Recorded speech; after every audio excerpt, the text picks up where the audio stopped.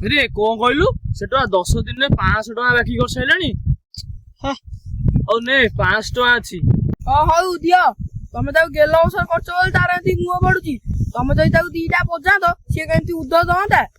अरे हाँ तू ठीक कथा कहलु ए टोकाटा को सब बेले माड़ दरकार ये समस्त की जाके बांटुची आ नले एते टका केमिति 10 दिन खर्च करंदा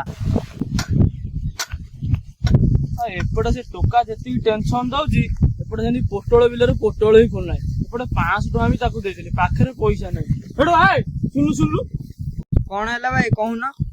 अरे हे से दुकान में केते टका बाकी करछु 10 दिन रे तते खाली माड दरकार आउ एमिति केबे भूल हबनी भाई।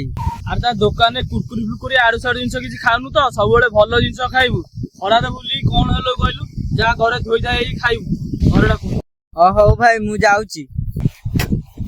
अरे सी छोट पिला गुरा तांको बाड़ेले भल लागियो तांको टिके बुझेई दबा ना आ एमिति के भूल काम करिवेनी।